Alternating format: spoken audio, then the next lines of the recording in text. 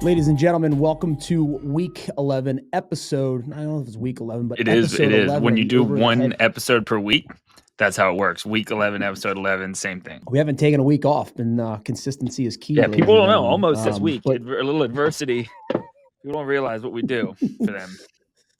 We had a little adversity in the studio, but we made it. We're here. But we got some news this week. Not a ton of PLL news. We have some new assistant coaches that were announced. And then in the rumor mill, we might have some breaking news on some other assistant coaches on some other teams. But college lacrosse, right? We got UNC. Are they good? We'll see. But Brown started their scout team. And then we got a lot of stuff to talk about. Cuse might be back.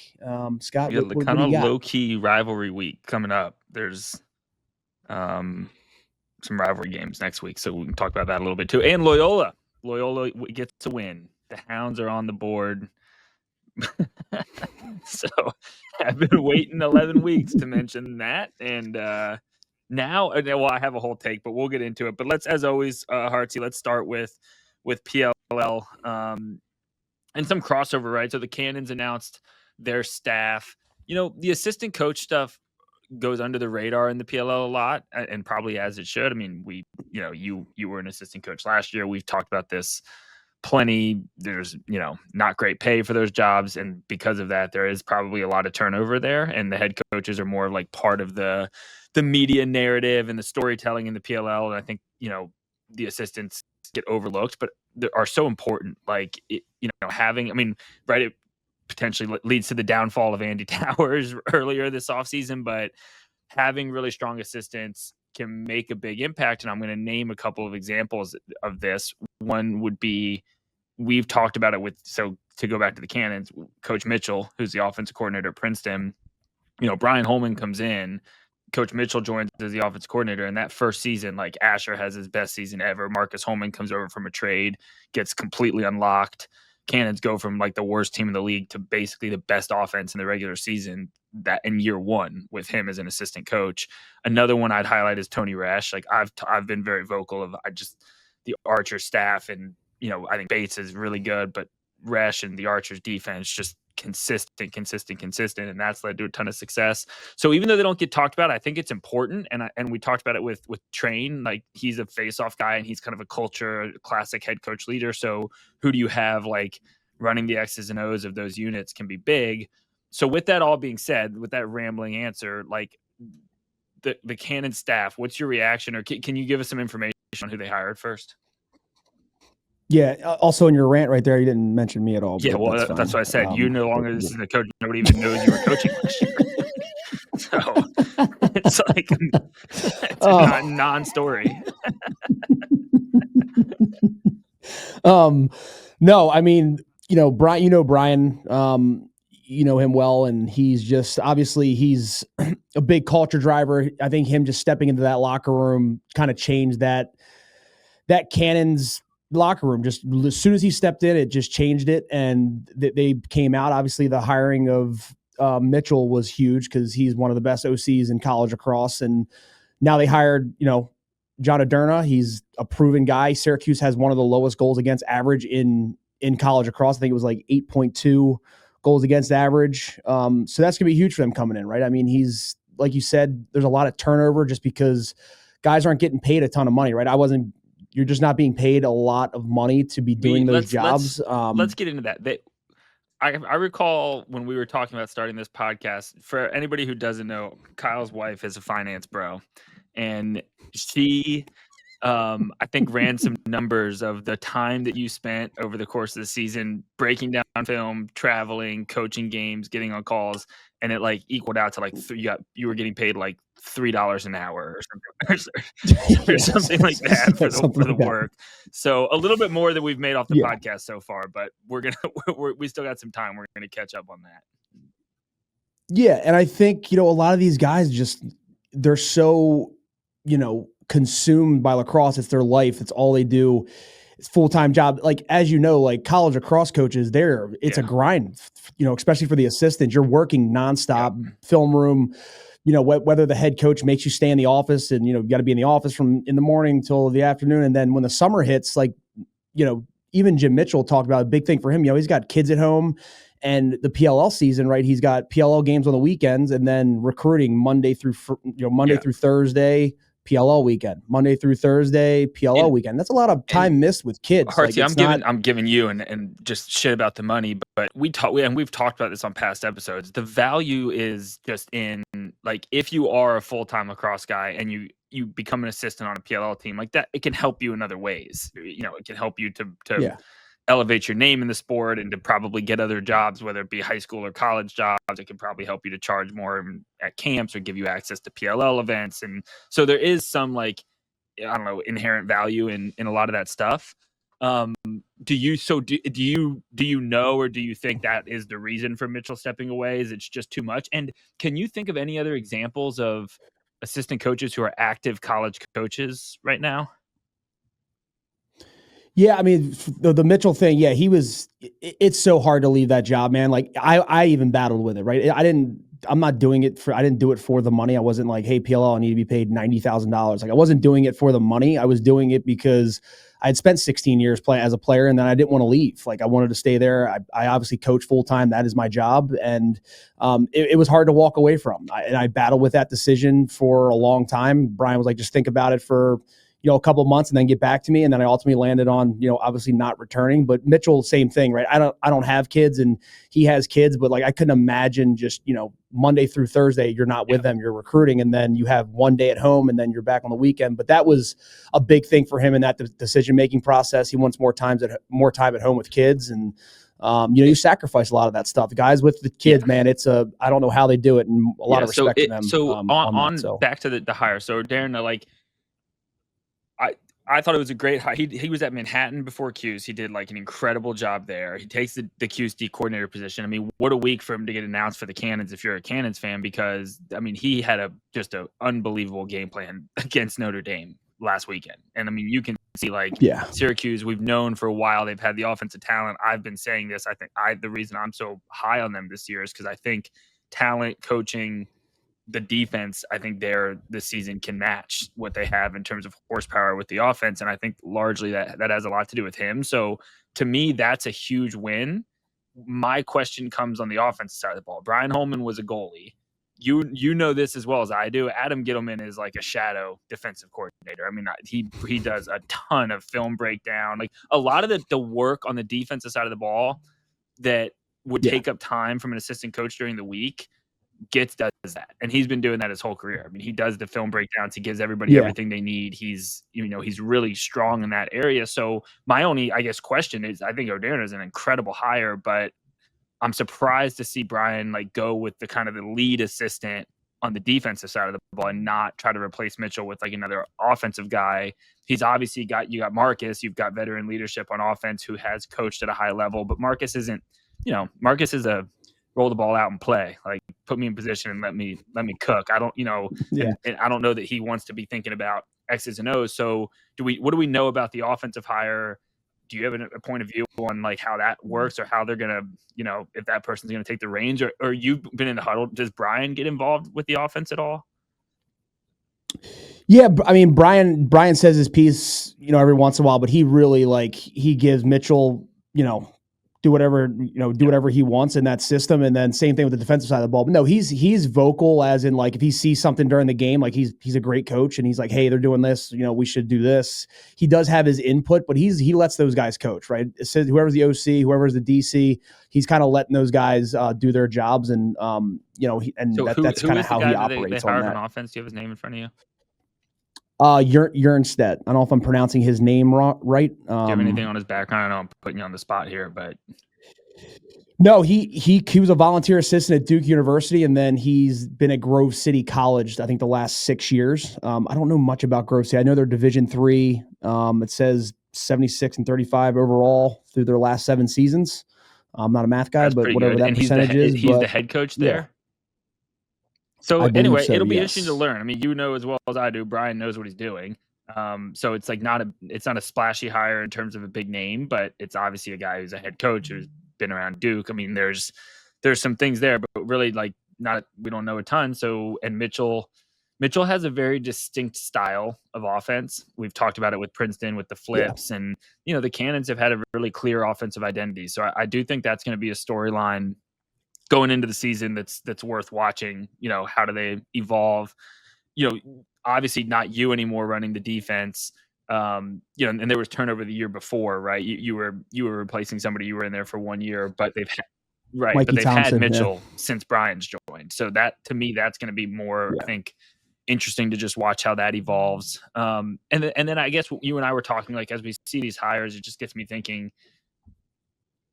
when you look across like the league, what are the coaching staffs? We've talked about head coaches and guys that we're really high on and things like that. But when you look at the totality of the staff, what staffs jump out at you, if any?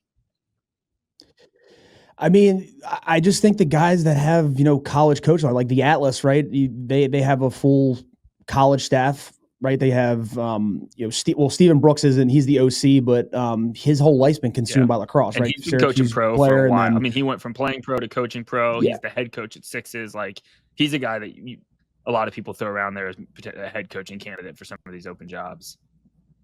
Yeah, and then obviously Kevin Understein, he's coaching it. He was at UNC prior. Now he's at Duke. And then it's just, I think those guys that are full-time college lacrosse coaches, their job is coaching all freaking spring, and then they go right into the summer. They kind of don't miss a beat, right? I think that those staffs are the best because as a head coach, you don't have to micromanage, right? If Kevin Understein's down there with the defense, you really don't have to worry about too much.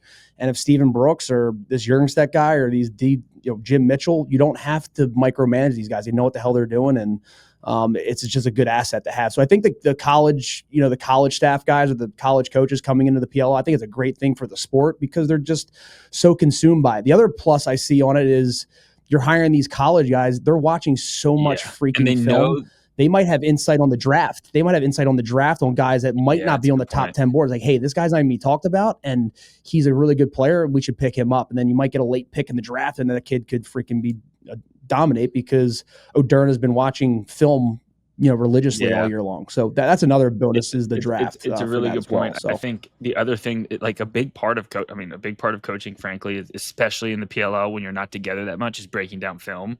And like, there's levels to that. I mean, I coached high school, and I have like a minor usage of like score break or whatever the hell it's called, where you can like get on there, cut up film. Like, basically, when I say minor, I know how to log in and like watch the raw footage of the game. Where like Adam Gittleman, who coached college for 6 years, who I was talking about, like, he's got that shit clipped up. Every player, shortcut keys, he's got maps, freaking whatever. So I think that's a big advantage of college coaches. If you're not a head coach in college, you're spending a shit ton of time cutting up film. So not only, to your point, do you have insight on the draft and do you have all this other stuff, you also have like the skill set of like building playlists, cutting up films in the right way, how to show the right things, like where are we going to get value. And I think that's really big. I do think, though, there's this mix of also understanding the pro game and being around it. So some of these staffs, like you just mentioned, Understein, college coach, Stephen Brooks, kind of a career pro lacrosse guy, great combination because you get Brooksy, who kind of knows some of the ins and outs. I'm going to go back to Gitz. I think Gitz has a Hall of Fame pro lacrosse coaching career waiting for him. The college coaching experience and the film breakdown, but then he'd have these other, and I'm hopefully I'm not giving away his secrets, but he'd have these other little ways of impacting a game weekend. Like I remember the first year that I retired, I called him to check in. They were playing down in Charlotte. How's it going? I think at that time, the Atlas were really hot, and Miles Jones was like off to a really good start. And he's like, yeah. So I was standing outside that we had these two training rooms in the hotel side by side, and this big water jug spilled, and a bunch of Atlas guys and a bunch of our guys were heading into the training room to get ready to, before they head over to the locker room at the field.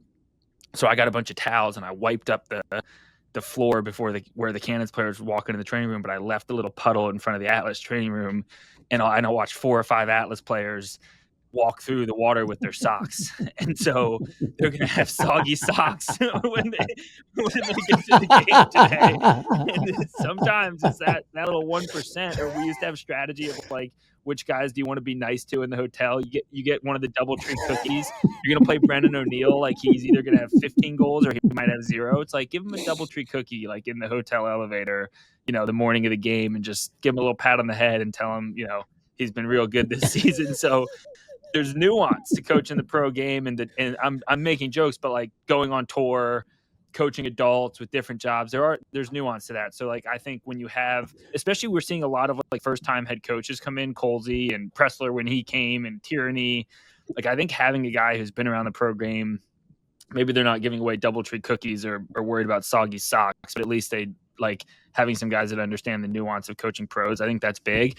Who are some names that we're hearing? So the job's open. The Chaos have to fill out their staff, and then Train and the Redwoods have to fill out their staff. We go ahead. Yeah. What was just no, I just wanted to make one more point on the coaching staff. No, soggy socks. Soggy socks. Jernstedt has been named Pack Coach of the Year 5 times, coached numerous All-Americans during his tenure. Also, like I didn't know this, but the most efficient offense in pro lacrosse since the 2016 New York Lizards, Jim Mitchell, has been accredited with. So since he stepped in, they have had the most efficient offense since the 2016 Lizards. I did not know that. That's a pretty Rob cool, Fennell, pretty cool stat. Will Manny, Joe Walters, Ned Crotty, Gibson. Like, yeah, that offense was okay. Yeah, it was pretty good. But sorry to cut you off there. I just saw that stat and I had to. No, it's really good context. So we've heard some rumors, right? Chris Bocklett is a name that's flying around a little bit on the Redwoods job. He was teammates with Anthony Kelly on Denver. Another guy's been, not a college coach, has been around the pro game quite a bit. We talked about like who's going to run the offense there. Train can shoot the ball. You can shoot the shit out of the ball, but I don't know about his like full X's and O's offensive game plan. So Bocklett would be an interesting, if that's if that proves true. Did he coach? Did he coach in Jacksonville for a little bit? Maybe in like a volunteer role. He was never full time on that staff, but he's he's been coaching club in high school. His whole adult life. So, but that'll be an interesting thing to see. You're gonna have a lot of new faces on that offense, and again, if you come into a team where the head coach is not an O guy, like it's a big job. Like you're gonna have to run the show and design an offense and all that stuff. So that would be an interesting one. And then we heard Matt McCready's floated around, kind of a similar Bocklett style hire. Young guy. I say young guy, I guess we're Blase product, and his career with the Blase, didn't he? Guy. And he also coaches high school up in the Philadelphia area. Was a phenomenal player. Malvern Prep, right? Yeah, I think that's right. So Colsey, that's a name that's been floating around with Colsey on the Chaos. So something to watch is just see those staffs get filled out. And I think going into the season, it'll get overlooked. We'll talk about the players and we'll talk about the new head coaches. But as we see some teams maybe overperform or underperform, worthwhile to just pay attention to who are the position coaches running these units. And then the last thing I'm going to say, the Archers. I want to give love to my guys. We don't talk about them enough. I think we take them for granted at this point. You want to talk about a good coaching staff? All of this entire offseason, we've talked about everybody but the Archers because they're just dialed. Like we don't need to talk about them. They've got Coach Cap, the greatest box coach in the history of lacrosse. Pay attention to the Archers box. It's fucking unbelievable. And he runs Tom out. I mean, they get 2 goals a game off of him being more organized in how to run and how to execute the box. We've talked about Bates has really found himself with their offense and how clear in their huddles, they're not drawing up plays with, in the sand with their fingers. They know what they want to do. They know who the guys are and where they should be. And then Coach Resch, probably the most legendary pro coaching career of any coach in the PLL right now. And he runs that defense. And so you don't hear a lot about the Archers because they are loaded and everybody's back and the staff is back and it's consistency. And like they remain the heavy favorites going into this season. Speaking of the Archers, how about freaking Connor Fields MVP? They have him on. He might be the MVP of the NLL. He is. I mean, he's going to be an absolute problem in the outdoor. He already is, but I'm saying he's getting really, really good at the indoor game. It's only going to be, Tom Schreiber is just going to be hitting him off the ball, but like it's impressive to see. There hasn't been an American MVP since Casey Powell, right? And you got other Americans like Jack Hanna, right? He hit the game winner in overtime versus Toronto this weekend too. There's a lot of Americans in the indoor game that are they are. making Connor waves. Kelly's had a really good season in indoor as well, but pretty Fields cool has done this in the NLL. He's been up near the top of points, but I mean, he leads the league in points right now. And that's, again, the Archers won the PLL championship without Tom last year. Like I mean, that 32-second shot clock, Fields is kind of the guy for me with that, where you can just give him the ball. They should probably trade Tom to like the Cannons or something, maybe. Yeah, they're so loaded, and I'm happy for Connor. He had that kind of meteoric rise early in his PLL career. Then he gets traded and benched, and he's like a second line midi when he comes to the Archers. Like, what a cool. I mean, he's just an awesome dude, and happy to see him having so much success indoor, outdoor. I mean, he's just one of the best lacrosse players in the world, period. So yeah, and I was watching a little bit of that game. I think every single pass assist he had was it wasn't even a regular pass. It was behind the back. He doesn't know how to throw an overhand pass or use his right hand. Every youth coach, I mean, it's the Albany thing, but he's the antithesis of everything you get taught. You don't realize it until you guard him. And I actually used to say the same exact thing about Lyle. He's faster than you think he is. He's also bigger than you think he is. So you a lot of times it takes more than you realize to lean on him, and then he's so good at using his elbows and rolling off of the lean, and then he uses fakes really well in deception, but his first step is quick, so he creates separation. It's just not in a classic shake way. It's kind of in more of this elusive way. He's kind of like the lefty Lyle. I actually think they have more in common than people think, and I think both of them. He's similar to Asher too. He's a little similar to Asher. Asher just uses his body and waits for you to overplay and rolls. Except for Asher's 8 Connor Fields tied together in one. But it's the back down style of dodging and just the crafty. It's like a post player. It's like a post player in the NBA. But I always said this about Lyle covering him. You think of his speed and you think of his elusiveness and his stick, and then you get out to cover him and you're like, the dude's 6'1", and he's skinny, but he's solid, and you can't just only worry about speed, or else he'll just back you down and shoot around you. And I had a little bit of the same experience with Fields. Not that he's overwhelmingly powerful, but I think the first time I played him, I was expecting to have to deal with elusiveness, and then I'm like, oh, he's not. He's small. He's decently height, and he's wiry, I think is the right word, wiry. So cool. Well, that's good. We look at that. We had 20 minutes of pro lacrosse talk. We thought we didn't have anything to talk about. And I got one more PLL thing. Guy that's putting himself in the draft that didn't think he was going to be able to play in the PLL. Texas? Christian Fournier. Christian Fournier, Army's starting LSM, leads the country in college turnover. He's in the top 3 list, and he's announcing himself in the draft. So I know all the PLL coaches and GMs religiously listen to this. There you go. Take a look. I mean, I think lots of those Army Black Knights, typically with the academy guys, the first season is the season, right? If you draft them, you get one really good season, then they have to go do a bunch of shit, and then maybe you can get them a couple years later. So if you're a win now team, the kid, I'm going to screw up his name, Eichler, the kid who scores all the fucking goals, starts with an E on Army. He looks like a great draft pick. He can shoot the shit out of the ball. And and then that kid, and then they got another defenseman, Palat. We need a research department with names. I look at the names, but I'm like, I don't know how to pronounce these names. That kid on defense, he's really good too. So I think we could see a handful of Army guys go in the draft and play their rookie seasons here. All right, well let's perfect perfect movement into college lacrosse. So I got a poem. I didn't finish it. We haven't did any poem. We only did one poem. We thought we were going to be a weekly thing. But a work in progress, but the beginning, it's good enough to share. So this poem is called Joey Gelato. Cuse is back. The oranges are sweet. I call him Joey Gelato because he's an Italian treat. Ass dodging his way to the Lacrosse Hall of Fame. If he wins Cuse a title, what will the haters then say? And the Terps ain't terping, Kyle. They've gone in their shell. No star on their offense isn't going so well. And you know what's been nice this season so far? A humbled Notre Dame back to shooting par. Finance bros, hedge fund Hanks. Let them work on their short game this Memorial Day. And how good is Army? Speaking of troops, Is this the Black Knights team to complete the coup? It's the dog days of spring, so I don't have much else to say. But as the weather gets warmer, the best teams will make waves. The end. Pretty good. Yeah. I like that. I ripped that out right Scott. before the podcast, and then I was like, it's not fully developed, but I couldn't sit on Joey Gelato for a week. Like, that's got to be his nickname. he's thick and he's balling. So Cuse.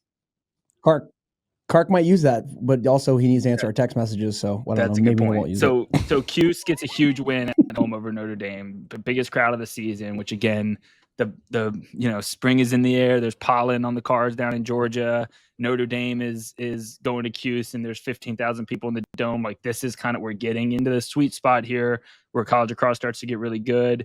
I thought that was kind of probably the biggest storyline is just Cuse. Against Notre Dame's offense, they basically said, look, we're going to take Jake Taylor away on the inside. We're going to shut him off and face guard him, and we're going to make multiple guys on their team win their matchups one-on-one and dodge the score. And I thought it worked really well. You have Dwan who can cover a Kavanaugh. And so I thought they schemed really well on defense, and then the offense is finding itself. If you just, as we often do, Kyle, if you didn't catch the game and you just go in and look at the score box, like, it's a lot of different names are showing up on that Q side and a lot of midfield scoring. And I think early in the season, it was kind of like really heavily weighted on Spalina and on Hiltz and, maybe Deer. But now it's like you're seeing Roa and you're seeing all these different guys on Cuse's midfield who are consistently having 2-3 point games. That the defense finding themselves, the coaching, I think it's a really, really good win.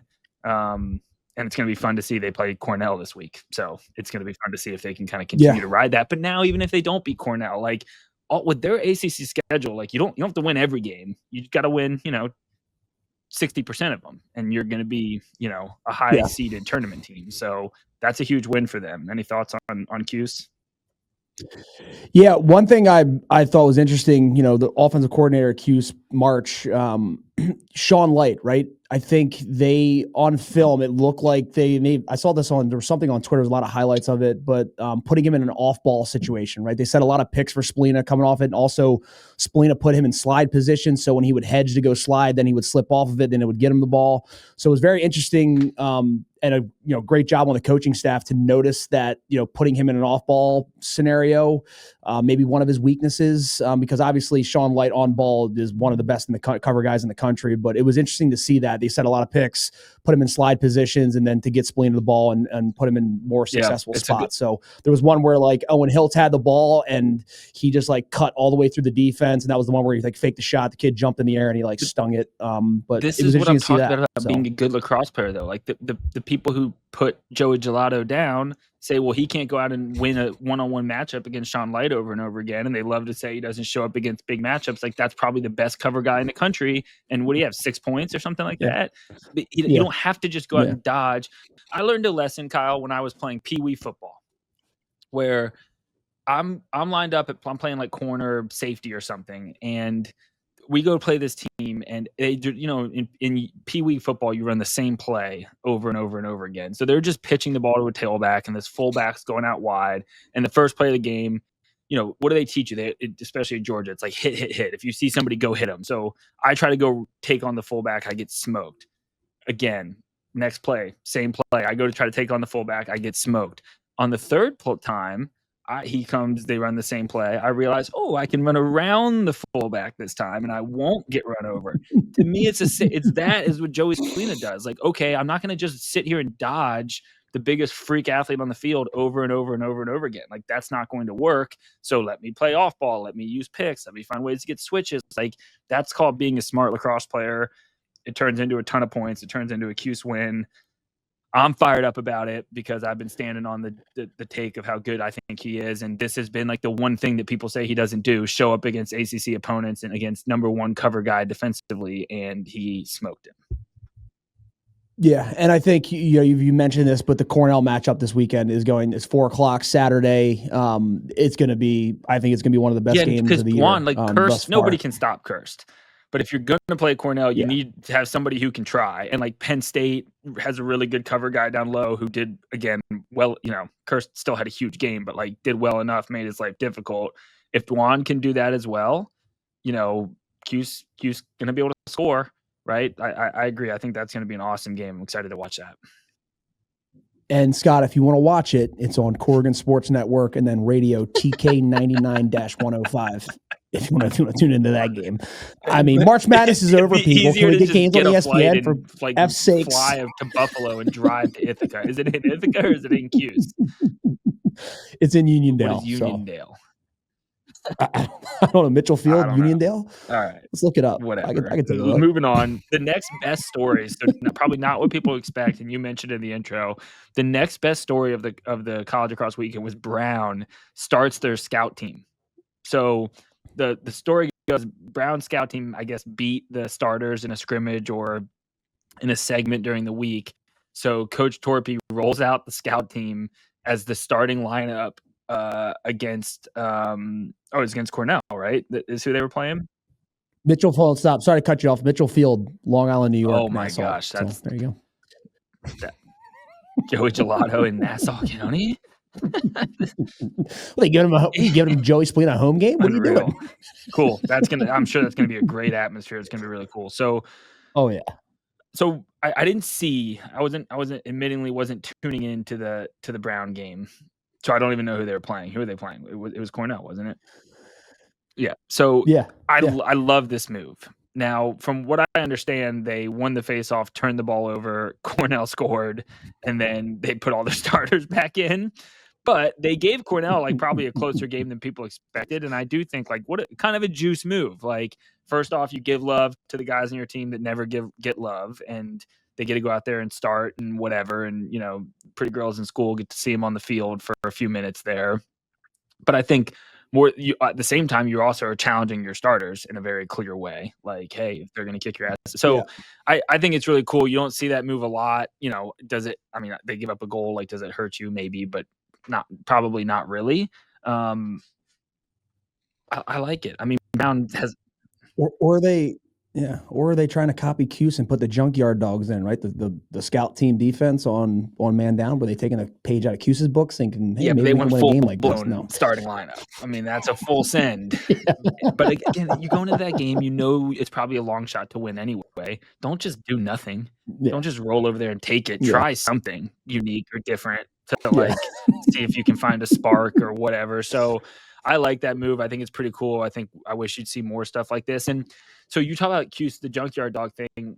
The year we won the championship at Loyola, we had 2 guys on man up offense who didn't play otherwise, and at least 1 on man down defense. And I think, you have to have the depth. You gotta have the Jimmies and Joes. But I think when you can do that, here's the thing that maybe people don't realize. Sure, you have like these specialized skill sets that maybe that works for. You also have, when you go through the course of a spring season on these college teams and you have 50 guys lined up down the sideline, when you take 2 to 3 guys that are standing further down the sideline in the middle of that crew and you send them out there, it's like a rallying cry to that whole unit that doesn't get to play. It's like one of ours is going out there to make a play. And so when we would it was Brian Schultz and Kevin Ryan were the 2 guys for us at Loyola that season. And Brian Schultz ended up having a huge year the next year, but no, not Kevin Ryan. Sorry. Oh no, maybe it was K-Rye. He ended up being a guy who saw the field a lot as well. But this was before they ultimately were starters on that team.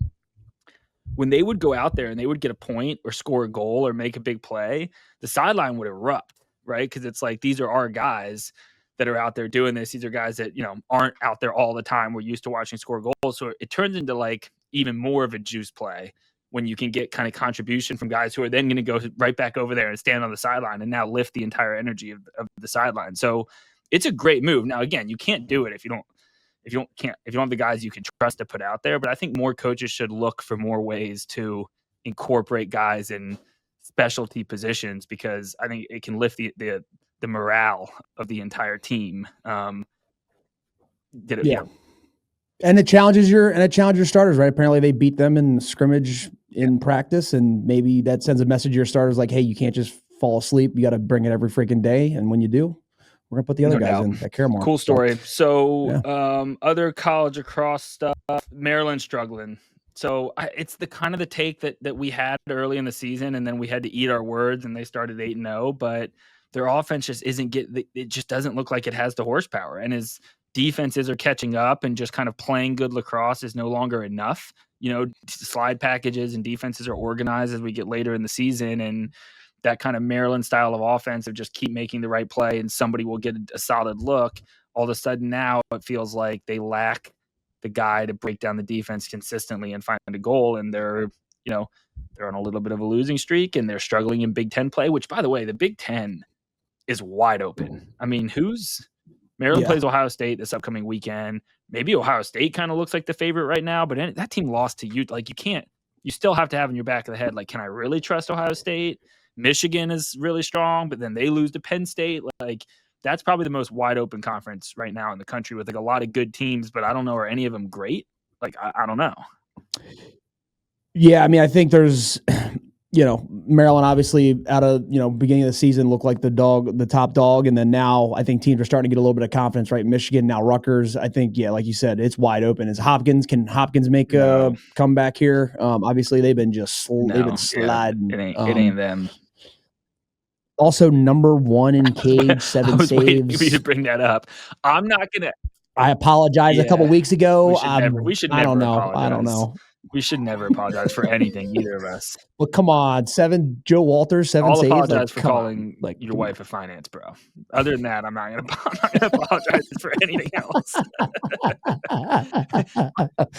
Yeah, but it's going to be interesting getting into the conference tournaments. So your take on McNaney, like you have, to your credit, you have stuck it out. I'm less like, and I know you probably feel this way too, but it's less about him not being worthy. I mean, he didn't have a great game, but it's more about what it means for their offense. And that was how we started this whole take from the beginning. Like, he's a great goalie. He's probably their best player. We get it.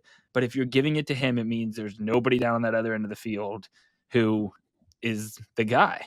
And that now it seems to be showing up in ways that it wasn't early in the season. And I think that has a lot to do with just the sun comes out. It ain't so cold up in the Northeast. These defenses are communicating a little bit better. They're a little more organized, and it takes more than stringing together 3 straight adjacent passes to score goals. Like, so I think that's probably what we're seeing there.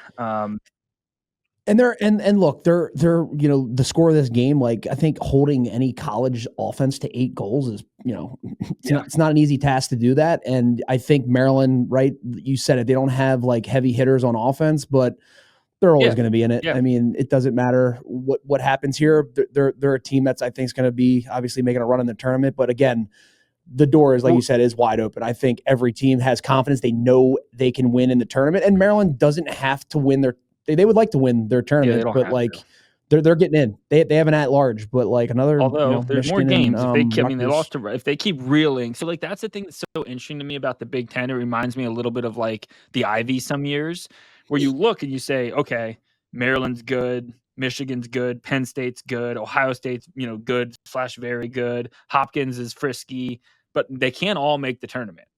So those games start to carry a lot of weight. Like, you got to get into the Big Ten tournament, and then you got to win a game. Like, there's going to be teams there that could be a 1-goal loss away from like making the Big Ten finals and winning it and going to the NCAAs, or just not making the NCAA tournament at all. So I think it's one of the more fun conferences to watch down the stretch, because there's going to be teams that are like, there's not a big gap between any of those teams. And there's going to be teams who won't make the tournament if they don't make a run in the Big Ten.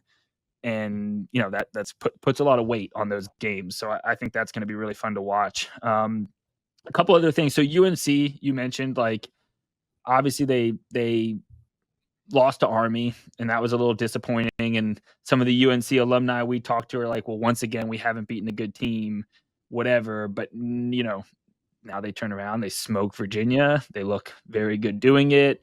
They seem to play really fucking hard. They've got 2 legit stars on offense. I'm starting to kind of get on the train of like, Army might be really good, and UNC also might be pretty damn good. Like that's kind of where I'm at. I think both of those teams are teams that we could see make a run here in May. Yeah, I mean UNC's obviously proven it, but like the Army thing, like they just don't. I mean, obviously they beat UNC, that's a big win for them, but like they just haven't played. Their schedule just doesn't really do it for me. But again, I think that they're a great team. We'll see what they do in the Patriot League. I think they have to win it, right? Well, I They're don't not. know. They don't I have don't enough know. quality wins. What do You they have? know, One loss? one loss, but they have I no mean, top they have 20. UNC. I don't think they have any. That's it though. They don't have. You need multiple. You can't just get one top 20 and get automatic qualifier. don't I don't know. think. If their only other loss is a Patriot League final to beat you again, or But are you supporting terrorism if you don't put them in? yeah, I mean, I think I don't really know. I'm not a mathematician, as has been well documented on the show, but I think Army, if their only other loss is in the Patriot League tournament, I think they still get in at large with 2 losses and a win over UNC, and they beat who else? They beat did they beat Rutgers early in the season? They beat UMass. UMass is the top 20 win, although they did just lose the High Point. Let's just see where that ends up. I mean, I know they don't have any great wins, but there's going to be other top 20 wins. There will be other top 20 teams in the Patriot League. I mean, BU's in the top 20 right now. Obviously, they didn't win that game, but if they and by the way, I think they're going to win the Patriot League.